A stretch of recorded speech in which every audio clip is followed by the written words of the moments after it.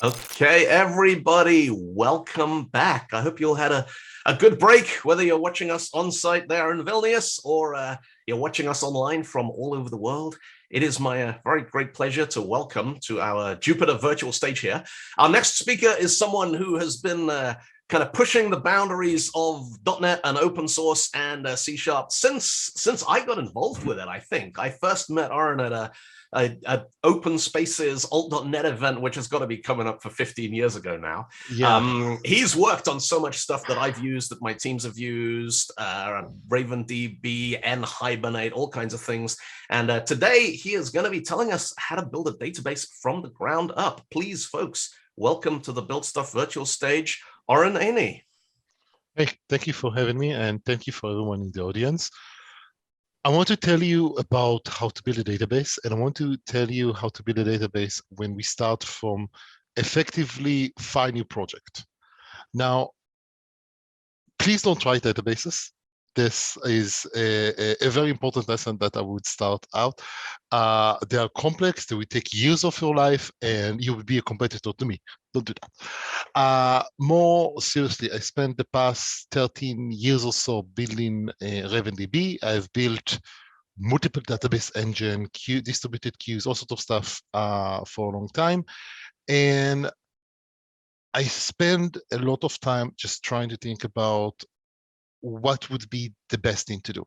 I have about 45 minutes. This is a really dense topic. I have to go on low-level details and jump around in the stack to make sense.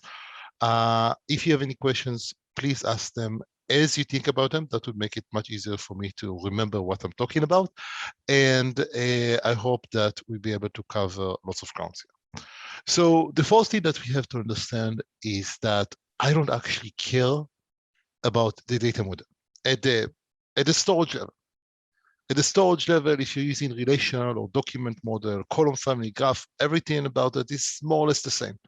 Now, it's interesting to note that the choice of the data model can have an impact on the way that you're utilizing your storage. For example, if you're using Postgres, then you know that there is vacuum and there is the TXID wraparound and all sorts of stuff like that. And those are conceptually bugs in the overall implementation, because you have to be aware of how the data is actually stored and managed in order to make efficient use of this. Most storage engines, you really don't care about those low-level details. What I'm looking at is OLTP scenarios, online transaction processing. So if we have lots of reads, lots of writes of relatively small values, where we care about the individual values. This is in contrast to OLAP, online analytical processing, where you're typically doing updates on batches, you're writing reports, queries, and this is a whole different topics that has its own details. Now, let's talk about what we actually need. We need to store and retrieve data, and data from my perspective is some blob. I don't care about its format, I don't care about its shape, and none of that matters. Now, if you're using a relational database, you know, there is a schema to the data, and sometimes this is the way that the database lay out the data on disk, and it matters for certain optimization. It doesn't really matter for the level in which I'm working. What matters is that we're storing and retrieving certain blobs, and then we want to do operations on them.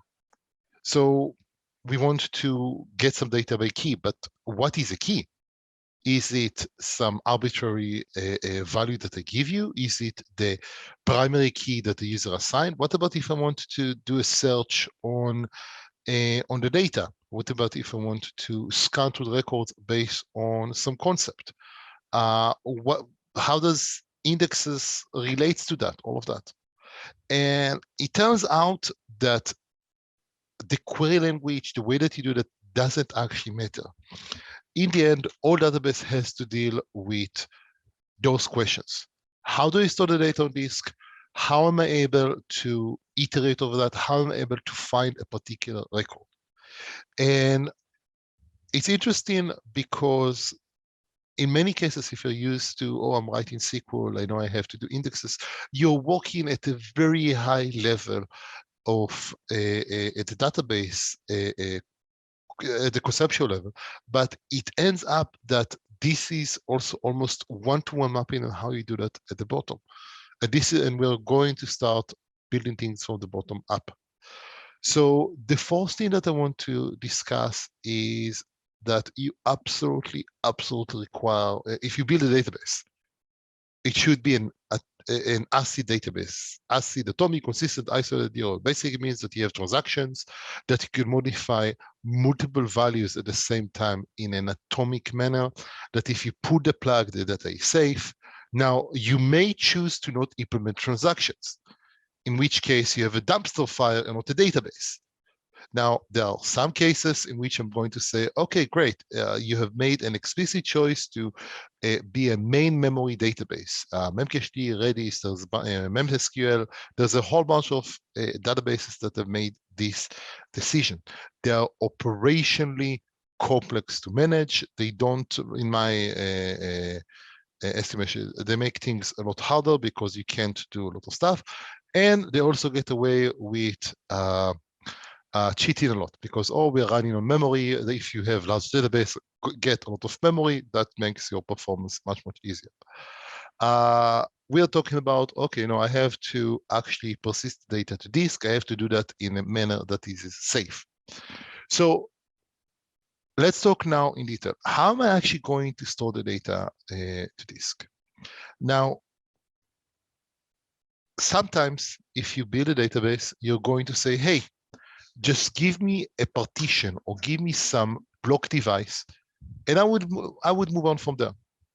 It used to be the case that Oracle, SQL, you would, for best performance, you would go and use that. If you're using a database on a file system, that you also have to deal with all of the niceties that the file system provides. And when using niceties in the Chinese terms, where they make you sit on top of a growing bamboo, and then you get to experience the beautiful sensation of nature in its raw form. So the problem is that if I'm storing data as a file, as a block device, something like that, how do I deal with data modification? Let's assume that this is my data, and I'm going to write some data here. And then I need to update that. So I need to write another line here, but there is also some other data here. So I need to, now I have a free space problem, a disk allocation. Where do I put data? How do I move it around? And if you're think about the simplest database possible, a CSV file. I want to go to a 2 GB CSV file, and I want to change the name of the first user. I want to add a space to that. This is a 1 byte change to the record. But because of the format of the CSV file, this is 2 GB of data that I need to modify. This is untenable. This is not something that you can actually do. Most databases has the concept of pages. And this is actually, I'm not sure where the term pages come from, probably from something like this, because I have all of the pages in my my database, in the file, in the block storage, etc., and I can modify each page independently. So that's interesting because the cost in terms of I/O, the cost of modifying a page is effectively fixed. If you think about how it works with SSD drives today, then they have blocks, and the blocks is typically 4 KB in size, and you cannot modify anything less than that. Practically speaking, it means that the cost of updating 1 byte or 4 KB is exactly the same. And in terms of I/O, and that means that if we treat the data in page sizes, and we always modify the data in page sizes, that gives us a lot of benefit, because it means that, okay, I can load the page, and any modification that I do within this page boundary is effectively free. So I modify this line or this line, doesn't matter. I can rearrange the shape of the page any which way that I want. It also means that now all of my data is scoped to a page. If I have a piece of data that is larger than a page, I need to allocate multiple continuous pages in order to store that. Most databases have pages in 4 kilobyte to 4 megabyte. The 8 kilobyte, 16 kilobyte range seems to be the most popular one that we are talking about. Now, let's talk about how do we manage free space. And remember, at this point, I'm assuming that I have a partition, I have a file, and I'm managing everything. I don't, what I'm asking from the operating system, from the file system, is give me a block of data on disk and stay the hell away from me as much as possible. This also plays very well to the manner in which you're working with the operating system, the file system. You're not going to talk to the file system, okay, I want to write a page here, a page there, increment the size of the file one page at a time. That can be horrendously expensive. Instead, you're going to pre-allocate, probably at a range of, let's say, 128 megabyte each time that you allocate, and then use and use and use over and again. So that means that I now allocated, let's say, a file whose size is 128 megabyte, and now I need to start operating on that. But now I need to track myself what pages are free, what pages are busy, all sorts of stuff like that. I can do that through a bitmap. But where is that bitmap going to sit? And the answer to that, it's going to sit as the first value in as the first page or the first pages in the data file. Now that is interesting. Look at those numbers. An 8 kilobyte page where every bit is this page is used or not used. Notice that I'm using pages a lot. This is a bit recursive. This is a bit recursive. So we have in an 8 kilobyte page, we have 65,000 bits, which map to about 512 megabyte. So we can say that, okay, every time that the size that we have, we're going to, so every bitmap page that we have can allocate, can manage a space for 512 megabyte. I'm going to state that for simplicity of operations, we're going to dedicate 8 pages at the beginning of the file to manage the free space. Why 8 pages? Because that gives me 4 gigabytes in which to work with. That leads to an interesting observation. If we're operating in a block device, then we can assume that the value is fixed. The size of the size of the block that we have is fixed. We can allocate the bitmap at a known size, and we're good. There is no need. There is no concept of allocating more space. However, now we are running in the area of the cloud where I can literally go to a block device and says, okay, let's give it another 100 gigabyte or something like that. And in many cases, I'm running on files. So I can just say, oh, let's increase the size of the file. If I increase the size of the file, I need to change the size of the bitmap. And if I'm putting that in the beginning, then I already wrote data after the bitmap, so that's complex. So I'm specifically focusing on that just to give you, because the bitmap and the free space is a relatively simple scenario that I can cover that would explain some of the issues that you run into when you're working with pages for data processing. There is another aspect of why I might want to allocate for a file and a bitmap for every 4 gigabyte. And the answer for that is that what happens when you delete data? Let's assume that I now written, I don't know, 100 gigabytes of data. And now I started deleting all of the data. What happens then? Well, if I'm storing the information as a single file, it's kind of hard for me to return the DSpace back to the operating system. There are advanced API that allow you to say, okay, this section in the middle of the file, let's give it back to the operating system. You can do that. It's really, really, really not advisable to do that. It's an advanced operation. It opens you up to all sorts of edge cases of what happens if I'm running near maximum disk utilization. I have a hole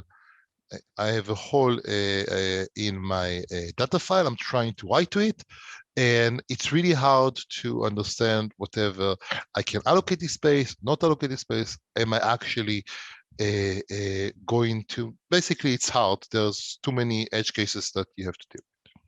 So if you're saying, no, my database is actually composed of many 4 GB files, whenever you create a new file, you're going to say, oh, I'm just going to allocate the fixed size bitmap at the beginning.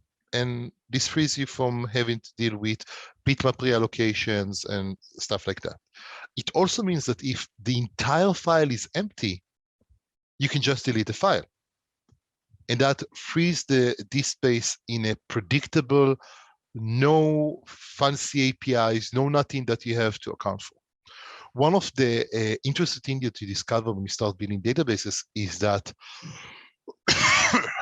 kernel, file systems, hardware will all lie to you, will all cheat, they all have bugs. You will run into them in nasty situations. So saying, okay, let's go and use some API that isn't bog standard, boring, has been beaten and stressed, and all of the bugs have been squeezed out for decades and decades. This is not something that is acceptable, because you will run into those issues. And again, punch a hole in the file. What happened when you run out of disk space? It is an interesting problem. It also relates to some of the considerations you have to make. How am I going to operate over my database, not through my database itself? I shut down my service, and now I want to zip the files. I want to send them over using rsync. All of those things are things that you have to consider when you consider the wider ecosystem. So this is basically what we just talked about. File every 4 GB. You can simpler to return the space. There is a downside on the other hand. If I'm talking about a file every 4 GB, then at 4 TB, I might be hitting this limit. Now, that is an interesting problem, because, okay, I have a 4 TB file, 4 TB database. Probably I can afford to have the admin raise that limit. But this is something that you have to be aware of, because when you start running into this issue, it would probably be a critical error. So consider the scenario where you are running for 2 years, and very slowly you're reaching the point where you're close to the magic limit, and suddenly hit it, and suddenly everything just start failing because you have critical failures. You can no longer open files. Another thing to consider is how are you going to deal with the directory structure? You can throw all of the data into a single directory, and that's possible, and I wouldn't recommend that. It is a typical database would actually be composed of multiple different files. Even if you're going to a single data file, you're going to have some headers, you're going to have the transaction logs, you're going to have a whole bunch of stuff like that, temporary files that you may need. And especially if you're going with multiple independent files, I would say that you want to create a nested directory structure. So you would have a /data directory that contains all of the data files, /journal directory that contains all the transaction logs, things like that. And even for the data files, you may have, there is this notion in some database that called file groups. So all of the files that belongs to a particular group are under a particular directory. Now, why do you want to do that? It's And the answer to that is that if you throw that into separate directories, you can now use the operating system capabilities to store that on multiple independent devices. And this is just something that you can do. You can do that in an incremental fashion. This is not something that you have to build on your own. This is something that you can lean on the operating system to do.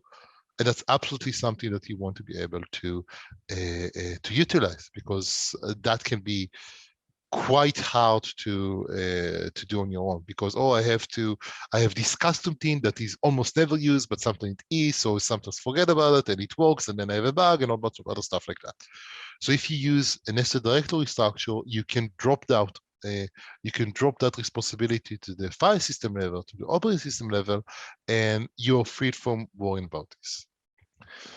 Now, as a database author, I care a lot about I/O, because I/O is so slow. I cannot express how slow it is. And so you cannot just read and write directly from the device that you're using. That is also true if you're using SSD. That is also true if you're using NVMe. That is still true if you're using non-volatile memory and all of those sort of things. Why? Because there is this very clear memory hierarchy.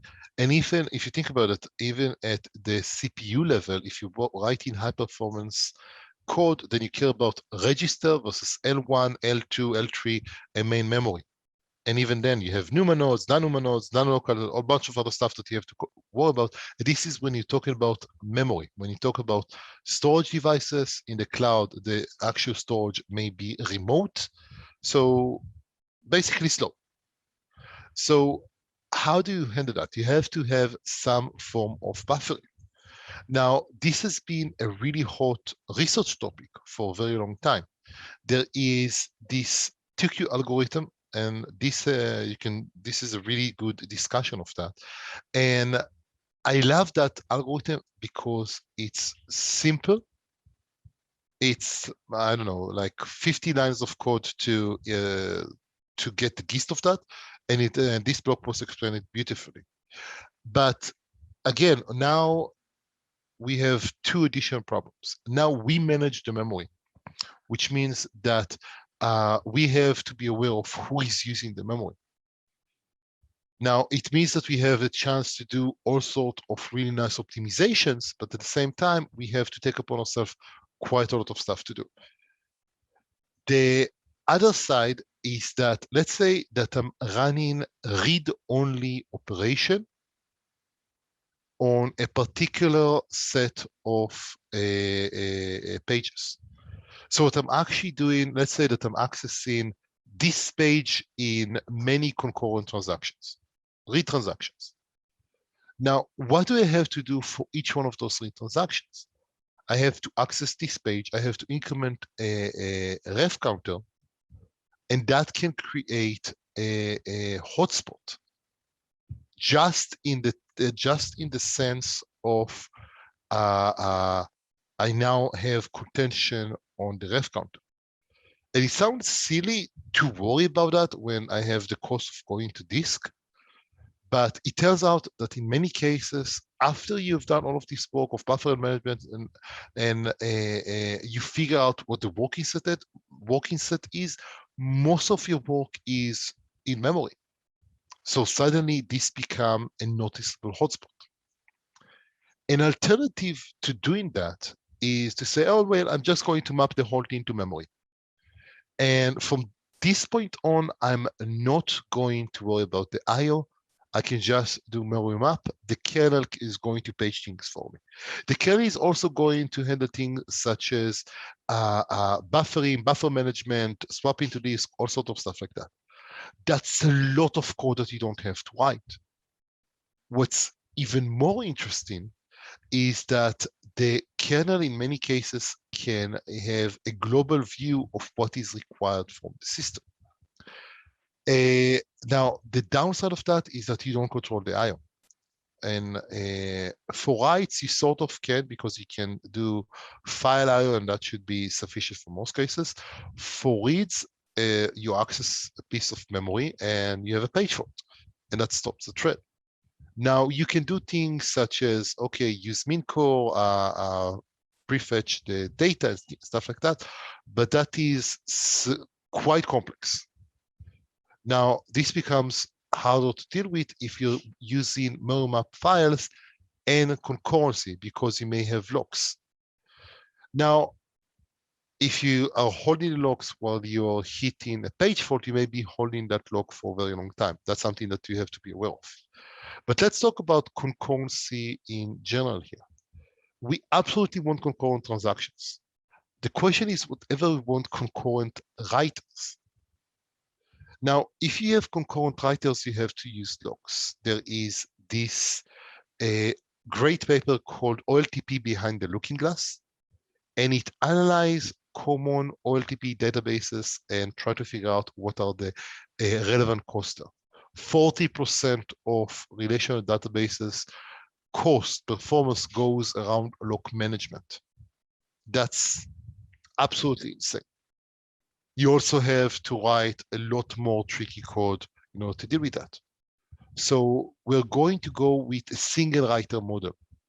The single writer model sounds like, wait, this is a problem, but it turns out to be not that much. RocksDB, LevelDB, NMDB, RavenDB, all of those have the single writer model. All of them have mitigations around how I can still get some level of concurrency while not having to deal with, oh, I have multiple threads modifying the same records and I have to somehow deal with that. There is also another interesting detail that you can have here.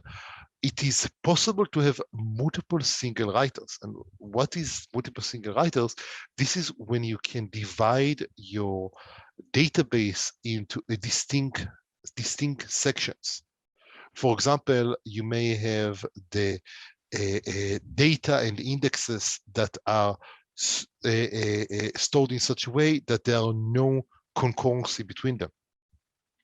You may have, I don't know, different tables, and you're guaranteeing that the single writer per table, and you're still able to create cross-table transactions because you only have to synchronize the commit state, not the intermediate state between.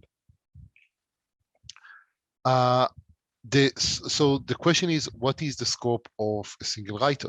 You can have it on the whole system on a particular file. This is when a file per file group or per table, something like that. The idea here is that you can have concurrency on those independent scopes, and the lock is very coarse, which means that you don't really need to manage the locks all that often. And that can be a huge benefit. Now, just to give you some ideas, I can get on a Raspberry Pi using a single writer, I can get upward of 10,000 writes per second, 20,000 writes per second. On standard cloud machine, I can hit 150,000 writes per second using a single thread. In most cases, this is not something that you actually care about. But I mention that because this is something that people keep bringing up. Now, there is another level of concurrency that we have to think about, and this is readers and writers. How do we handle that?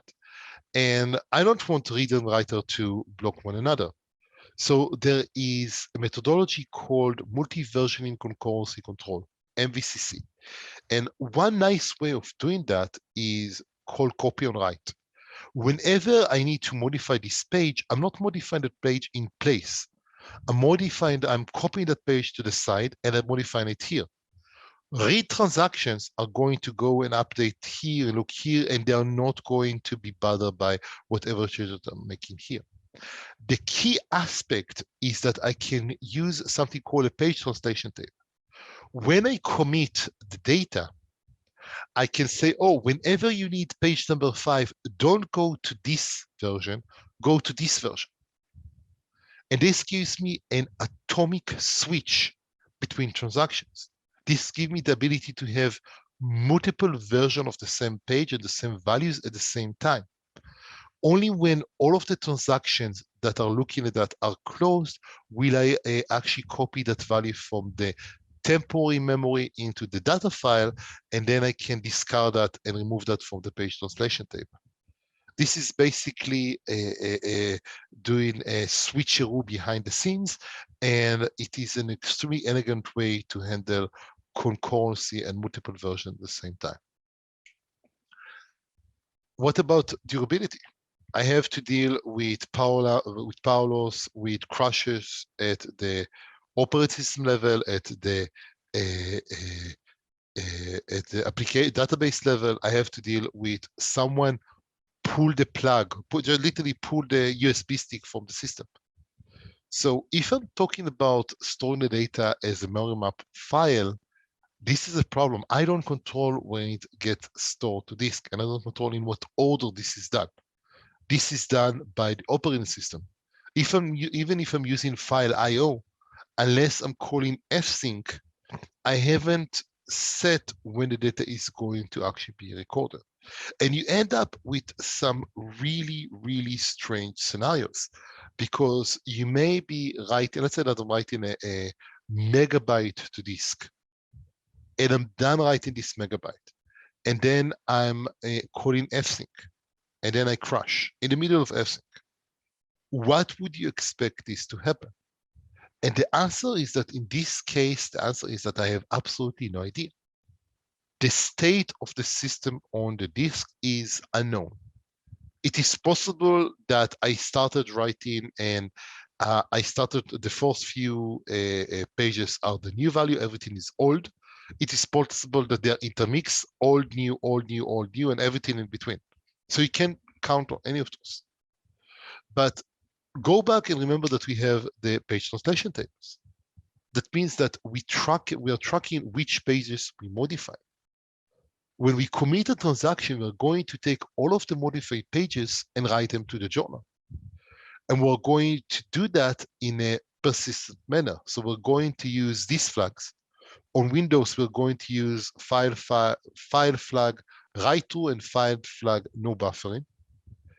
And those are basically the same. That forces the file system to throw that all the way to the block device. It sends it to the block device with a flag called FUA, force unit access, which basically means store it to persistent data and don't come back to me unless this is persistent. Now, using a journal is a really, really interesting optimization, because we have sequential IO, which is fast, really, really fast. Random IO can be extremely slow, even on SSD, and sequential IO is always fast because it has always been fast, and this is what people are optimizing for. So on restart, I can go back to the journal and start reading each transaction in turn and writing the modified pages from the journal to the disk, and in this way I recover the transaction. Notice that everything that I just explained here is quite trivial. You have this thing, you have the modified pages, and you write them to the journal, and then you just write them from the journal to the data file on recovery, and you have an ACID system. So everything that I just spoke about was almost the bare bone of what we're doing. Let's talk about how we are actually going to store the data itself. So we have pages, but we won't, okay, so I can read the page, load the page, I can do that with transactions. Yay, what's going on now? So let's talk about some basic operation. I can put some data, get some data, and have this notion of ID. An ID gives me O1 access to the file, to the data. Now, the ID is basically an offset in the file. That's it. There's nothing more beyond that we need to deal with. If the value is too big, then we have multiple pages. One page, multiple pages to store that. What happens if the value is small? In this case, I have the notion of slotted page. This is an 8 kilobyte page. And I'm going to start writing the values from the top down. Value number 1, number 2, number 3. At the bottom of the page, I'm going to store the indexes to those values. Now, why does it matter? It matters because now I can store the small ID is the position here. What does it matter? It matters because now I can look at the ID and I'm going to say, okay, if this is an ID that is at the beginning of the page, then I know that this is a large ID and I can use that. If this ID points to the middle of the page, then I know this is an offset to the position of the value in the page. So this is a small ID, and then I can jump from here to here. Remember that just loading the page is a single unit. So jumping from here to here is a cheap operation. At the same time, it means that I get stable IDs. What does it mean, stable IDs? Let's say that I'm deleting number 2. So I have some gap here. I may want to defrag this page. I might want to move a value through to the top. I would have to put here 0 or some marker here, and then modify this to be 7021. So the ID that I have still points to this guy. And this small level of indirection means that I can defrag the internal space inside of a page without having to change the ID. Now, let's talk about what am I actually doing with that. There are 2 common ways for you to organize data inside of a database. First of all, you have this thing where you actually store the data. But then you need to actually access that according to something. I mean, yeah, I can give you the offset into the data and you can probably do something with that, but you probably want to be able to query on that using some other property or field. So in here, we have the notion for B+ trees and extendable hash tables. Both of them, by the way, are older than me. The first mention of the B+ tree is from the, I think, early 70s, late 60s. And then it was already called ubiquitous. And the basic idea is that you have a page, and the page point to nested page, and everything in here is about a single, a set of values. Now, if you're familiar with a binary tree, you know that this is a O log 2 of n search space. A B+ tree allows you to, instead of having a branching factor of 2, has a branching factor that is much higher than that, typically hundreds of entries per page. Now, this matters because that means that when I'm searching on the B tree, I can go from here to here, and I only had 2 disk accesses to handle that. Another thing that you would typically see in B trees is that you have the key, and the value is this offset. So this would be the kind of B tree that points to a different location. Now, a B tree is a sorted structure, which means that you get lookup by key that is very efficient, O log n, and you have also all sorts of interesting behavior around iteration. So you can ask questions, okay, give me all of the users from Margaret and onward, or give me all of the orders after 2019, stuff like that. That gives you order iteration that can be really, really important for processing queries. The other thing that you have is extendable hash table. And I spent a lot of time thinking of how you can implement hash table on persistent storage. Everything that I did was extremely complex and unworkable. And then I read the paper on extendable hash tables, and it was like, wow, this is amazing. This is a really beautiful scenario. The idea with extendable hash table is that this allows you to have O1 access with all of the usual benefits of that. And regardless of the data size, you can do a lookup by key, but all of the downside as well. no order iteration, no ability to do sorts or seeks or any of those sort of things. Almost all cases, you do not want to implement this. You want to go with a bit tree. That's almost always the best thing. And why is it almost better? Because hashing only gives you data by key. The bit tree gives you by key, by a prefix, which is also important, by order iteration, stuff like that. You can have a key that is actually compound. Think about the phone book, where the primary key and the starter that you have is last name and first name. This is a compound key, and you can use a prefix. Give me all of the users whose name is whose last name is Smith. So it's very easy to do that.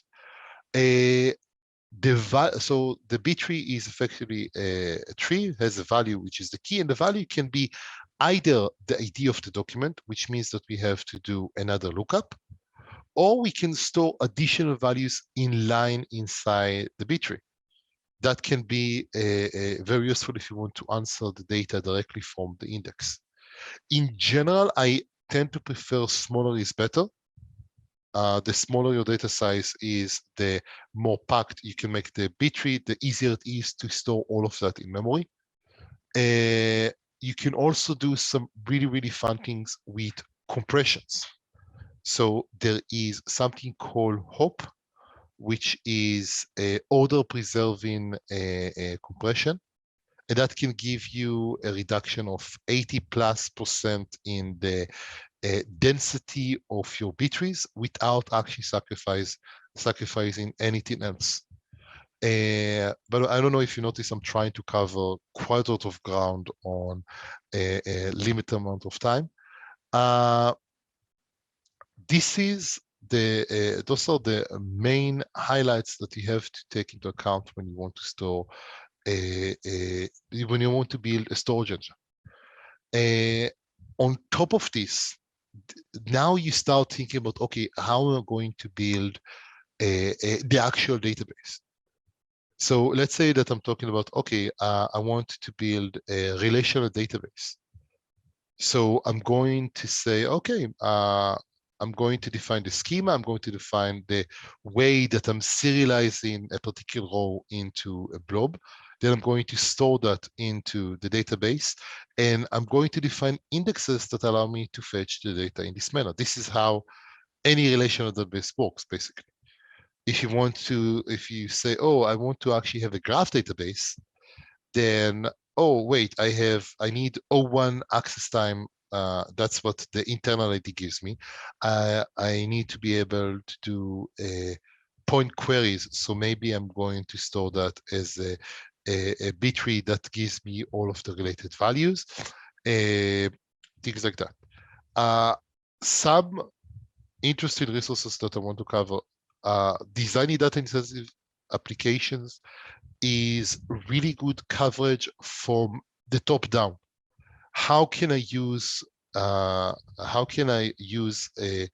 databases and data storage systems in order to solve problems? And I think this is a great book because it covers what are the use cases. The database internals book goes the other way around. This is how I implement those sort of details. Both of them tends to be a bit high level, roughly not to the level that I was speaking right now, but something similar to that. I also wrote this book. This is about 400 pages. This is going to take you into the process of writing a storage engine from Fire New project, including all of the code that is relevant to write it, how you manage buffers, how you manage the journal, transactions, all of those sort of things. And now it's time for questions. Okay, so we have one question in the chat here, which is from a Gitis Respecta. Do you have some suggestions on implementing efficient distributed table partitioning? It is certainly not great in vanilla PostgreSQL. brackets, expecting it to be totally transparent to the client. Nice, easy one to start you off. Yeah. Have you stopped beating your wife? That's the kind of, so here's the problem. If you want to, so everything that I just spoke about refers to a database that is running on a single node. If you want to talk about distributed systems, you have to start talking about how do you manage the failure modes. Because if I could ignore the failure modes, I could give you this answer very quickly, and it would be a wonderful system indeed. The problem is, what happens when I have a partition in the system? What happens if a node goes down? What happens if one node has out of this space? It's still up, it's still running, still saying okay, but it can't accept any more writes. So you have to consider all of those details. I can tell you that in many cases for databases that are not natively distributed, the answers are pretty sucky. The typical scenario for Postgres, for example, would be to have a primary and secondaries that are replicating on top of the primary operations, but that gives you gap. If you want to do partitioning, and let's consider what does partitioning means. Well, it means that you split data.